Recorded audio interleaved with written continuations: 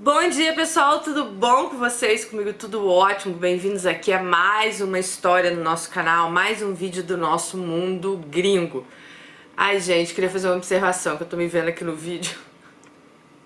Eu coloquei uma blusa branca, eu acho que ela me deixou mais branca ainda.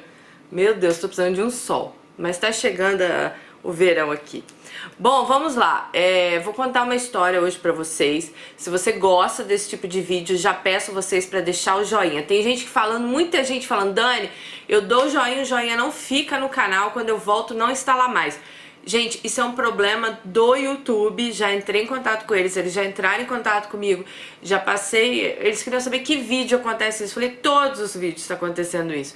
Mas continuem dando joinha pra vocês, porque eles falaram que mesmo assim o joinha é contabilizado, mesmo que não fique. Então vocês continuem dando joinha, porque é importante para outras pessoas conhecerem nosso canal e mandar histórias pra gente poder contar aqui pra vocês também. Se você quer mandar sua história, dani@hotmail.co.uk.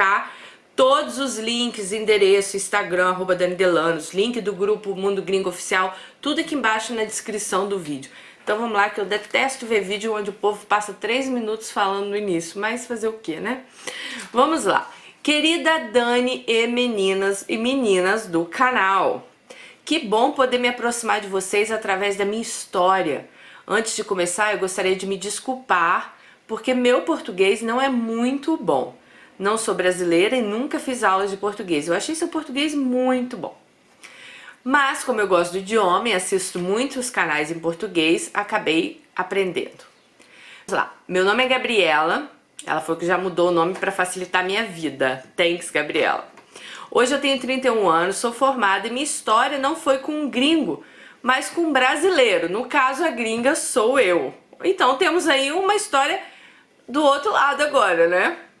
Em dezembro de 2004, eu tinha 17 anos e, como toda adolescente, eu estava muito desiludida por um amor anterior, né? Que durou quase 5 anos. Mas não tinha dado certo. Eu achando que nunca mais voltaria a me apaixonar novamente. Com 17 anos a gente sempre pensa isso. Você começou a namorar com ele com o quê? Com 13, conheceu ele, né? Novinha. Gente, né? 17 anos, a gente mal começou a nossa vida, né? Mas aí eu entendo, porque eu também achava essas coisas. Esse meu primeiro namorado, Pablo, tinha sido um amor avassalador. Desse que você acha que vai durar a vida toda. Eu era muito infantil, muito despreparada e com uma mãe muito controladora, mãe dela. Então os encontros, as ligações e meu contato com ele eram bastante restritos. Também você era muito novinha, né? Ele sempre foi muito bom pra mim, me amava, me idolatrava e eu aproveitava pra pisar nele e sentir que eu tinha poder sobre ele, pois isso me fazia me sentir a dona do mundo. Terminar com ele e voltar quando eu mandava era meu esporte preferido. Coitada de mim, e eu achando que sabia alguma coisa da vida. Cada vez que eu terminava com ele, ele chorava, me implorava para voltar. Insistia para ser apresentado como meu namorado para os meus pais. E eu, logicamente, por medo, ela era muito nova, né, dos meus pais, recusava e voltava a terminar com ele. E assim a nossa história se repetia inúmeras vezes. A gente terminava, ele iniciava um relacionamento com outra menina e lá estava eu, estalando meus dedinhos para ele voltar para aquele relacionamento abusivo que ele tinha comigo. Assim foi durante 5 anos. Até que em novembro de 2004, ele me disse: Gabi, eu te amo, mas não vou mais sofrer desse jeito. Cada vez que você me vê com alguém, você quer voltar. E um mês depois, você vai embora de novo. Não posso mais. Vou te amar para sempre, mas assim não dá. Meu orgulho e meu sentimento de superioridade sobre ele foram embora naquele momento. Pedi para voltar, mas ele foi firme e não quis. Nos separamos de vez. Eu pedi desculpas, falei que o amava. Pela primeira vez nos 5 anos ela disse que o amava. Mas não teve jeito. O cara se cansou de mim. Ele me amava, não tenho dúvidas. Mas ele também tinha amor próprio, embora eu não soubesse disso. Gente, ela contando a história Parece que é o inverso, né, das histórias que a gente vê aqui. Porque a gente vê muita mulher na situação que tá o cara, né? Fiquei muito triste. Achei que nunca mais encontraria um homem que gostasse de mim, que lutasse por ficar comigo como o Pablo fez. Eu só pensava que eu tinha que reconquistar ele de qualquer forma. Então, em cada lugar que eu sabia que ele estivesse, eu ia lá. E lá estava eu também. Acho que a gente se encontrava mais aí do que antes. Mas ele se mantinha firme, me olhava, os olhos dele enchiam de lágrimas, mas ele não voltava comigo. Em dezembro de 2004, eu estava muito focada em terminar meu ano nos estudos. Faltava só um ano para eu terminar o ensino médio. É que no meu país são 6 anos. Eu estava no 5º. Nesse mês houve um festival na minha cidade e minha mãe notou que eu andava super triste. Então ela disse: vai lá se divertir com suas amigas, vai te fazer bem. Você só fica estudando. Ela saiu, comprou uma roupa nova para mim, sapatos para eu ir no evento. Combinei com meu grupo de amigas, éramos 5 e fomos. Chegando no evento, a primeira pessoa que eu vi foi o Pablo com a nova namorada. Aquilo foi terrível, me senti tão triste porque eu já não poderia interferir nas decisões dele. E além do mais, era tanto amor que eu tinha por ele que decidi que ele merecia alguém melhor do que eu. Alguém que gostasse dele e fizesse ele feliz. Confesso que o show ali acabou pra mim. A festa, né? Eu não tinha vontade nem de ficar, mas também eu não queria estragar o clima das minhas amigas, então ficamos. Umas horas depois, minhas amigas notaram um menino que estava por ali, sozinho, e ficaram comentando como ele era lindo, que gato, que isso, que aquilo. Eu nem vi, continuei na minha. O menino foi se aproximando, deu um oi, cumprimentou todas, e uma das minhas amigas ficou caidinha por ele. Só elogiava tudo nele, ria alto, gritava para chamar a atenção.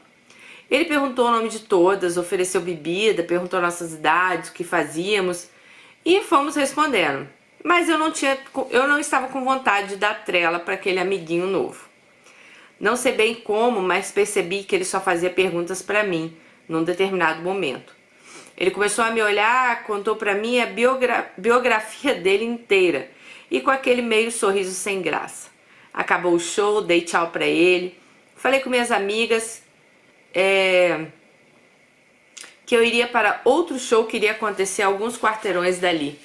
Para minha surpresa, minhas amigas convidaram o cara para ir com a gente. Eu fiquei chocada, porque achei ele meio chato, meio insistente. Elas perceberam que o cara estava interessado em mim, foram caminhando mais na frente e eu fui ficando para trás, conversando com ele, né? Ele não perdeu tempo, se declarou para mim, me elogiou, pediu um beijo, eu morrendo de vergonha, não sabia nem o que dizer, mas ele me beijou. Do beijo em diante, ele ficou o tempo todo comigo. Eu não estava tão à vontade, mas não falei nada. Na hora de ir embora, ele se ofereceu para me levar em casa. Eu agradeci, mas falei que eu iria voltar com minhas amigas. Ele me pediu o telefone, eu falei que não, que eu preferia eu decorar o dele. Ele falou e eu decorei. No caminho para casa, minhas amigas estavam eufóricas. Acharam ele um gato e muito interessante.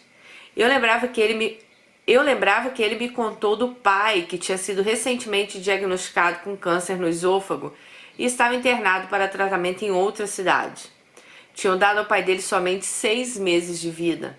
A mãe não trabalhava, estava se dedicando ao cuidar do pai e o irmão menor era estudante. Ele, Daniel, tinha 24 anos e eu 17 na época. Passaram os dias, minhas amigas insistiam para que eu ligasse para ele. Eu morrendo de vergonha. Eu não sabia nem o que eu ia dizer. Ele era brasileiro e morava numa cidade do lado da minha, no Brasil. Então, né, não querendo ser adivinha, ela deve morar em alguma daquelas cidades ali, Paraguai, Argentina, alguma cidade Venezuela, não sei, que faça fronteira com o Brasil, né? Mas vamos lá. Esperei minha mãe sair de casa para poder ligar do telefone fixo. Nessa época eu nem tinha celular. Liguei na casa dele, quem atendeu foi a mãe dele. Fiquei com vergonha e desliguei. Deixei passar umas horas e liguei novamente, ele atendeu. Me disse, nossa, fiquei surpresa, não achei que você fosse lembrar do número, porque ela falou que ia decorar, né? Mas estou feliz de saber que não vou ter que ir a outro país e ficar procurando de porta em porta por você. Imagina eu perguntando na sua cidade pela morena mais linda que eu já vi na minha vida. Eu fiquei chocada, dei 2 minutos a ele e ele me devolveu a autoestima. Imediatamente ele me passou o telefone do trabalho no exército para que eu ligasse quando eu quisesse, porque ele passava mais tempo no trabalho do que em casa. Gente, às vezes eu tô meio gaguejando para falar as palavras, é que ela fala português bem, mas tem umas palavras que ela mistura um pouquinho, acho que de espanhol, então tem que ficar pensando o que é para ler, né? Fiquei na dúvida e minhas amigas insistiam que eu não podia perder a oportunidade de sair com esse cara que era tão bonito e tão interessante. Continuei ligando, falávamos horas de tudo, ele se mostrava engraçado, galanteador, estudado, divertido e culto, inteligente. Saímos algumas vezes, só para ficar mesmo. Ele faz aniversário dia 9 de dezembro e no dia 10 ele me pediu em namoro e eu aceitei. Não me senti apaixonada, mas mesmo assim decidi assumir o relacionamento. Meus pais sempre me diziam que eu tinha que estudar antes de pensar em namoro, pois era muito nova e tinha que aproveitar as oportunidades. Eu morria de medo de falar em namorado na minha casa, mas agora eu estava namorando sério com o Daniel. Esperei acabar as aulas, as provas finais, passei em tudo com louvores. Então achei que falar de namorado com meus pais não seria tão complicado. Falei para minha mãe que tinha conhecido um rapaz que nessa época já estava com 25 anos, que era militar, brasileiro, que estávamos namorando. Ela me deu uma ajudinha com meu pai. Meu pai não aceitou muito bem a ideia. Me disse que ele preferia que eu focasse somente nos meus estudos, mas que também não iria me proibir. Combinamos uma visita à minha casa para que meus pais conhecessem ele. Daniel veio, foi agradável, simpático. Disse para meu pai que as intenções dele comigo eram sérias. Começamos a nos relacionar formalmente agora. Conheci meus sogros, meu cunhado e Daniel, a minha família. Senti um clima meio tenso entre Daniel e minha sogra, mas não perguntei nada. Meu sogro era um amor, o que estava doente, né? Ele se identificou bastante com meu pai e eles ficaram amigos. Nos dias em que a doença dele pesava, meu pai ia até a casa dele e colocar ele para cima. Eles planejavam viagens, sair para pescar, churrascos e festas. Minha sogra se dedicava exclusivamente ao cuidado do meu sogro. Ela não era ruim comigo, mas também não tentava me agradar e nem conversar muito. Era bem indiferente.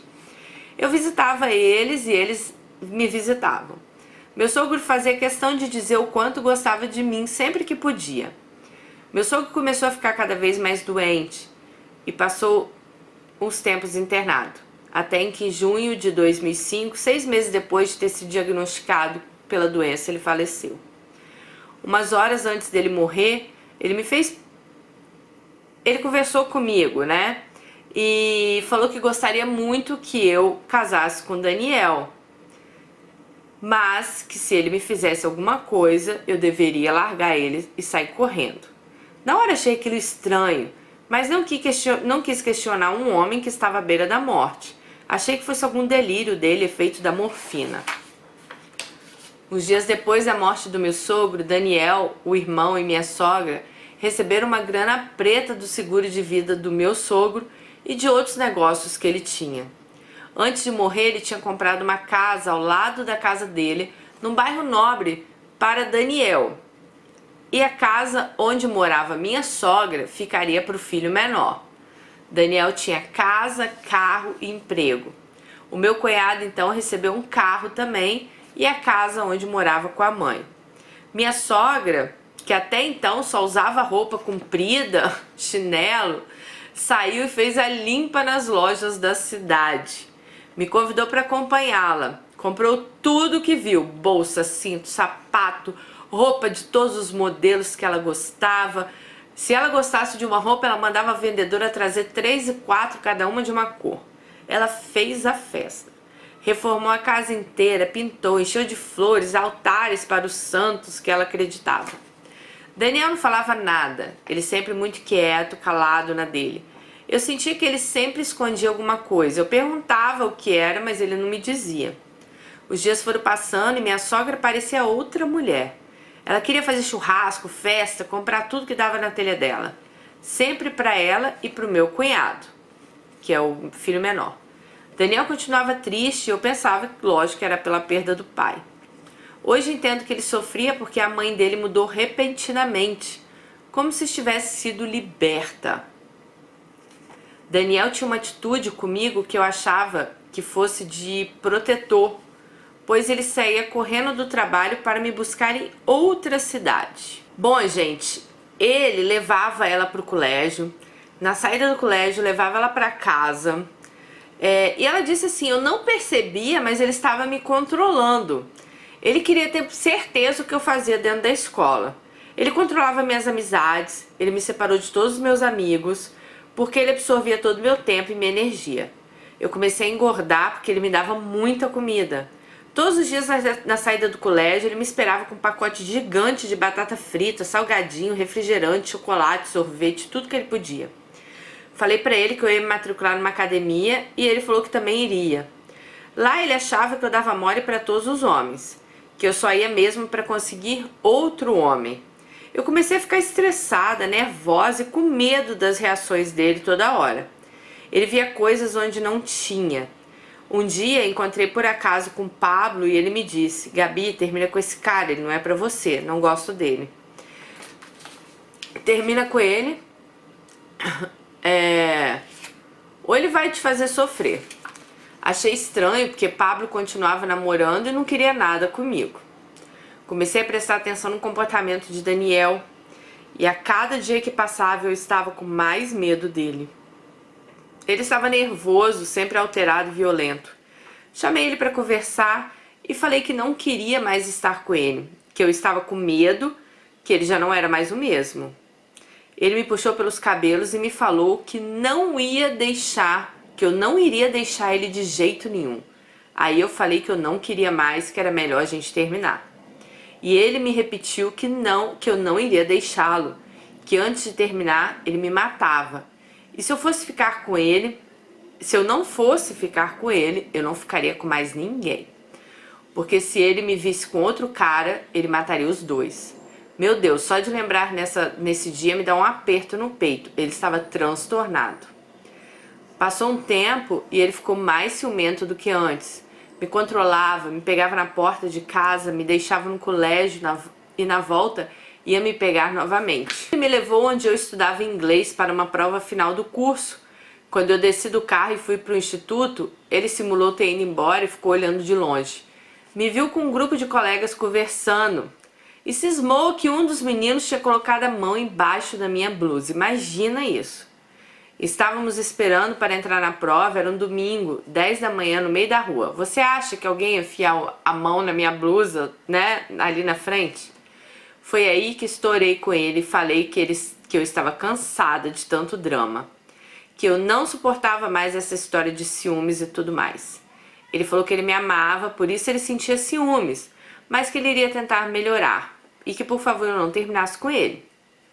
Eu, boba e inexperiente, acreditei na mudança dele, aceitei dar mais uma chance. Nesse tempo, ele era cabo do exército e tinha que viajar do Rio Grande do Sul, onde ele morava, até o Rio de Janeiro para se preparar para ser sargento e deixar de ser temporário para fazer carreira. Ele teve a brilhante ideia de que se eu casasse com ele fôssemos morar no Rio. Imagina, nessa época eu só tinha 18 anos. De uma família super protetora, ver se eu de outro país, sem noção, sem faculdade, sem trabalho, não era isso que ela queria. Contei para minha mãe a proposta de Daniel e ela na hora disse que não, nem pensar. Eu era muito nova, que eu tinha que me formar primeiro, ter minha independência e só depois pensar em me casar. E me disse, além disso, ela não gostava de Daniel para mim. Ela respeitava a minha decisão, mas não queria que eu casasse com ele, pois ela imaginava que se eu fosse morar longe, ele não iria deixar eu fazer nada e eu iria ficar presa a uma casa somente para agradar ele. No momento fiquei aliviada porque eu também não queria ir. eu não queria casar com ele, pois eu tinha até medo dele. Empolguei muito o Daniel para que ele estudasse e se preparasse para viajar para o Rio de Janeiro. Ficasse lá o ano inteiro, aí na volta a gente conversava. Ele me disse que se eu não fosse com ele, ele preferia não ir. Convenci ele a estudar, ele tentou fingir que ia estudar, mas nunca deu a mínima para se preparar. Eu continuava insistindo em terminar com ele, pois eu não suportava mais nem que ele me tocasse. Os puxões de cabelo começaram a ser frequentes, os empurrões também. E as ameaças então nem se fala. Eu vivia assustada, eu tinha medo de encontrar alguém na rua e conversar e ele ficar chateado. Ele roubava meu celular e ficava olhando tudo. Perguntava quem era fulano, quem era isso, quem era aquilo. E nunca estava satisfeito com a minha resposta. Toda vez que eu tentava me separar, ele me ameaçava de morte. E eu tinha vergonha de contar essas coisas para alguém, para pedir ajuda, né? Um dia, ele não veio na minha casa como fazia religiosamente. Achei estranho, liguei para ele e ele me disse que estava no trabalho e tinham mandado ele para o campo. Passaram vários dias e nem sinal de Daniel. Eu ligava e ele não atendia. Fui na casa da minha sogra, falei com ela e ela me disse que não estava sabendo de nada. Até que um dia ele me mandou uma mensagem de texto dizendo que não queria mais me ver. Eu não entendi nada, não sabia o que tinha acontecido. Eu queria uma explicação. Eu queria terminar com ele, mas acho que eu não queria que ele terminasse comigo, ela disse. Nesse momento eu poderia ter ficado feliz por ter conseguido o que eu tanto queria, mas minha relação de dependência e submissão com ele era tanta que eu, em vez de ficar feliz, eu fiquei assustada. Eu não sabia por que ele estava fazendo aquilo. Eu ia a todos os lugares com ele. Eu falava só com ele. Me vestia só para ele. Então, assim, ela criou uma dependência do Daniel, né? Passei por uma etapa difícil, chorei, sofri horrores, passei mal, comecei a faculdade. Não podia me concentrar porque eu chorava muito lembrando dele. Os meses passaram e Daniel sumiu do planeta. Não vi mais ele. Até que um dia ele estacionou um carro amarelo na frente da faculdade. Eu saí de fininho quando eu vi ele e ele ficou me seguindo sem falar nada. De vez em quando ele só estacionava o carro na frente da faculdade e ia embora. Credo, esse cara é meio doido, hein? Na minha cabeça comecei a fantasiar que ele estava querendo me assustar e conseguiu. Eu vivia aterrorizada. Até que um dia ele tentou me atropelar. Aí fiquei com medo, que nem saía de casa. Pedi para meu irmão me levar na faculdade todos os dias com a desculpa que eu entrava e saía muito tarde e que era perigoso ser assaltado. Com meu irmão indo me buscar todos os dias, ele parou de aparecer e nunca mais o vi. Ele continuou morando no mesmo lugar. Eu me mudei para uma cidade a 500 quilômetros de distância. Às vezes, quando vou ver minha família, vejo ele dirigindo um táxi e me meto na primeira loja que eu encontrar para ele não me ver. A relação com o Daniel foi tão tóxica que eu engordei quase 20 quilos em um ano. Desenvolvi síndrome do pânico, depressão, e se qualquer pessoa até hoje gritar comigo, eu choro de nervoso. Depois dele fiz um regime, emagreci, voltei meu peso, mas cada vez eu fico triste. Cada vez que eu fico triste e preocupada, eu desconto na comida. Para muitas pessoas, por algumas pessoas conhecidas, eu soube que Daniel se casou, teve 2 filhos e se separou. Nunca quis fazer a tal prova para ficar no exército. Ele anda mal vestido e acho que somente tem onde morar graças ao pai que deixou aquela casa para ele. Eu hoje tenho um marido maravilhoso, cuidadoso, trabalhador, que me respeita, e não tem um dia nesses quase 10 anos que estamos juntos que ele não me diga o quanto eu sou linda e o quanto ele me ama. Também tenho um bom trabalho, sou formada, conquistei muitas coisas materiais com meu esposo. Nunca mais fui a mesma Gabi. Mas pelo menos eu aprendi a identificar e correr fora de relacionamentos abusivos. Com meu marido descobri que você não precisa de ciúmes para dizer que ama a pessoa. Que a confiança e o respeito são sim a base de um relacionamento. E isso não é só clichê, que a gente fala porque é bonito, não. Com meu esposo descobri o amor além da paixão dos primeiros tempos. Com ele eu consegui ser eu mesma. Com a minha história quero animar as meninas que te seguem a confiar no tempo. Ele coloca cada um onde deve estar. E Deus que sempre sabe porque nos livra das situações nas que a gente insiste em ficar. Beijo grande, Dani, sucesso no seu canal e Deus abençoe sua família. Gente, olha, a história dela é perfeita, né? Eu achei essa parte que ela... Bom, primeiro vou começar aqui. Ela falou que no comecinho da história lá com o Pablo, no caso... mas ela era, vamos botar, ela era uma criança, né? Era uma adolescente. Então ela fala aqui que várias vezes ela fez o cara sofrer, ela meio que gostava ver o cara correndo atrás dela, né? Ela terminava, ele arrumava outra menina. Então assim, isso acontece muito, né? Não só com mulheres, mas como homens também. A gente vê muitos casos de homens assim, que terminam, volta, termina e volta. Quando a mulher tá seguindo a vida dela, aí o cara vem atrás, né? Que sorte que o Pablo conseguiu dar chega pra lá nisso e colocar um ponto final. Aí ela vai com esse Daniel, aquele cara bonzinho, lindinho, a princípio, né? Super agradável. Só que vocês viram que o pai dele fala no leito de morte, se ele te fizer alguma coisa, corre dele. Então assim, eu acho que Daniel não era assim tão bonzinho, né? Ele não era assim tão agradávelzinho. Ele já devia dar sinais, né? De que ele era um homem abusivo. Talvez ela não tivesse visto ainda. Talvez por ela ser muito nova, ela achar que ciúme, essas coisas todas, era igual ela fala no final, né? A pessoa não precisa sentir ciúmes para amar. Porque muitas adolescentes, gente, ou muitas mulheres até adultas, o que acontece? E eu também já tive essa fase, a gente meio que vincula o ciúme ao amor. A gente acha que se o cara não tem ciúme da gente, então ele não me ama, porque ele não tem ciúme de mim, eu posso conversar com quem eu quiser. Mas não é, isso é segurança, né? Hoje eu vejo isso como segurança. Isso não é ciúmes. Eu não preciso mostrar pro meu marido que eu sou ciumenta para ele achar que eu amo ele. Pelo contrário, eu tenho que mostrar que eu sou uma mulher segura, né? Que eu confio. E ele sabe que eu amo ele assim. Imagina, meu marido viaja muito, trabalha viajando. Imagina se eu fosse uma mulher ciumenta. Onde você tá? Fazendo o quê? Que hora você chega? Cara, eu acho que você não deixa nem outra pessoa viver, né? Então eu já passei por isso também, de ter homens, né? De ter essa questão aí do ciúme.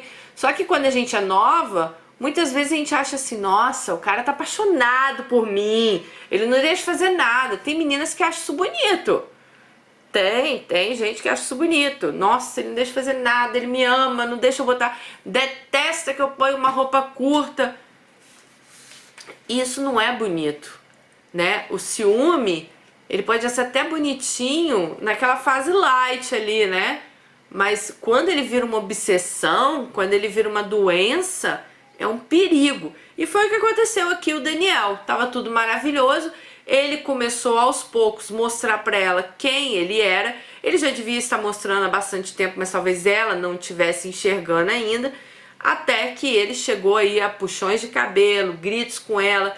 E isso, gente, faz mal porque, você viu, não é o primeiro caso, não é o segundo e não vai ser o último que a pessoa acaba sofrendo de depressão, síndrome do pânico, ansiedade, porque ninguém aguenta uma pessoa, né, te abusando psicologicamente 24 horas por dia. Então, acabam que essas meninas, o psicológico delas fica abalado. E você terminar um relacionamento é fácil. Agora, você cuidar da sua cabeça depois disso, aí eu te falo que é difícil. Porque você vai precisar de muito tempo, você vai precisar de muita terapia, você vai precisar de muita conversa para você voltar a ser quem você era. Bom, ela fala uma coisa muito interessante que eu achei quando ela falou que ele terminou com ela. Porque apesar que ela queria se livrar de Daniel, ela queria terminar com ele, não ele terminar com ela, né? Então, ela acabou vendo que ela era o quê? Ela era completamente dependente daqueles abusos que ele fazia. E eu vou contar uma história pra vocês aqui rapidinho. A minha psicóloga uma vez me falou isso, que as pessoas, elas usam, às vezes, coisas ruins que fazem pra elas como uma bengala. Foi essa expressão que ela usou pra mim. Por exemplo, na época da síndrome do pânico e ansiedade, eu questionei a ela, eu falei, mas doutora, graças a Deus eu consegui, eu digo muito rápido, com 1 ano de tratamento eu já estava completamente normal, fazendo tudo que eu tinha que fazer, tudo que eu fazia antes. Mas eu tenho um grupo da síndrome do pânico no Facebook, que hoje deve ter mais de 20 mil pessoas, que quem cuida pra mim é a Marcinha, beijo amiga, é síndrome do pânico, como me curei. O que acontece? Nesse grupo eu vejo muitos relatos de mulheres que estão há anos com a síndrome do pânico e não conseguem sair disso. E a minha psicóloga falou, claro, não generalizando, a gente nunca generaliza nada, que muitas pessoas, elas não conseguem mais nem se ver sem aquilo. Elas não conseguem se ver sem o pânico, elas não conseguem se ver se não for no papel de vítima, elas não conseguem se ver. Então vamos lá, igual essa aqui. Peraí, mas o cara não tá me controlando? Eu não tenho ninguém pra me controlar? Ai não gostei. Porque apesar que ela não gostava daquela situação, aquilo era uma bengala pra vida dela. É algo que ela quase precisava pro dia a dia dela. Acreditem, mas existe isso. Então vocês viram, ela mesma falou, quando eles terminaram, ela sofreu por quê? Porque ela estava tão acostumada àquele abuso, aquele cara decidindo o que ela ia vestir, o que ela ia comer, com quem que ela podia andar, que filme ela podia ver, o que ela podia fazer, que ela começou a sentir falta daquilo. Peraí, eu não tenho mais ninguém pra falar pra mim o que eu tenho que fazer, agora eu tô meio que sozinha na minha vida, né? Então assim, existe, ela entrou num nível de submissão tão grande que ela não conseguia mais viver sem as ordens do Daniel, né? Bom que essa história passou, que hoje ela tá casada, tá feliz. E é o que ela falou mesmo, pra você amar, gente, um relacionamento saudável, não pensem a vocês que relacionamento saudável é esse que você briga 24 horas, grita, xinga. Isso é falta de respeito, isso não é relacionamento. Então vocês tomem muito cuidado com o que vocês acham que é um bom relacionamento pra vocês. Que eu vejo mulheres que elas acham bonito o homem ter ciúme delas, elas acham bonito o homem xingá-la de piranha na frente de todo mundo, elas acham bonito o cara tirar ela à força de um lugar, e isso não é bonito. Isso é feio, isso é falta de respeito. Então se valorizem, se amem primeiro, tá bom? Bom, eu adorei a história dela, muito obrigada por ter compartilhado com a gente, tenho certeza que vai ajudar muitas meninas aqui no canal. Super beijo pra você, fica com Deus e até o próximo, tchau!